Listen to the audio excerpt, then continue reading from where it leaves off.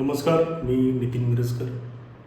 कालपासून सबंध महाराष्ट्रात पेट्रोल पंपावरती पेट्रोलचा स्टॉक संपणार आहे या अफवेमुळं लोकांची अक्षरशः झुंबड उडालेली आहे, लोकांची गैरसोय होत आहे. तर खरंच ही फक्त अफवा आहे का खरोखर पेट्रोलचा स्टॉक संपणार आहे, याबाबत आजच्या व्हिडिओत आपण माहिती घेऊया.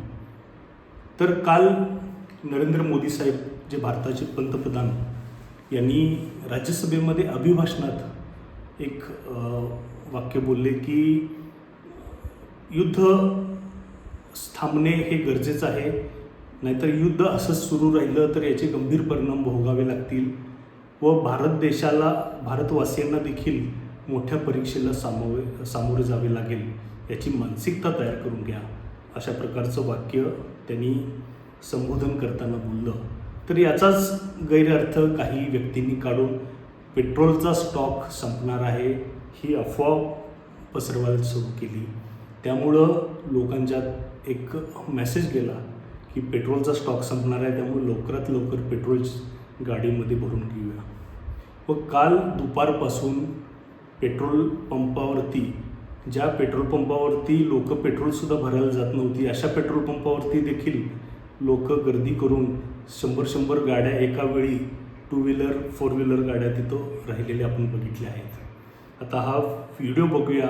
हा व्हिडिओ सांगलीतील विश्रामबाग येथील पोलीस डिपार्टमेंटचा, म्हणजे पोलीस दलाचा हा पेट्रोल पंप आहे.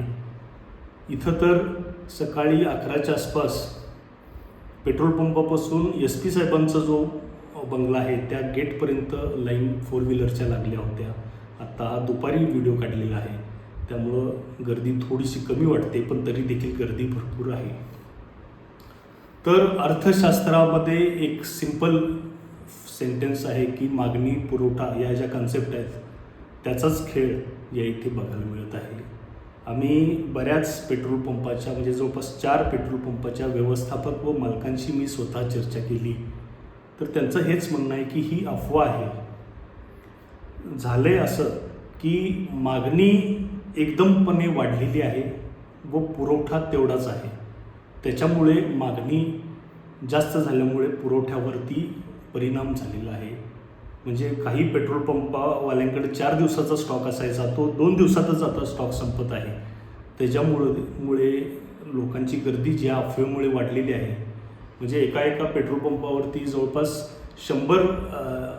100 गाड्या दररोज 1000 लिटर पेट्रोल भरत असतील, तर तिथं आता जवळपास 5 पटीनं 10 पटीनं गाड्यांची संख्या वाढल्यामुळं पेट्रोलची आवक वाढलेली आहे, डिझेलची आवक वाढलेली आहे. त्यामुळं स्टॉक आता पेट्रोल पंपवाल्यांचा संपत आहे व त्यामुळंच पेट्रोल पंप धारकांनी देखील नागरिकांची गैरसोय होऊ नये म्हणून 2 व्हीलरसाठी 200 रुपये, 4 व्हीलरसाठी 500 रुपयेचं पेट्रोल व डिझेल द्यायला सुरुवात केलेली आहे.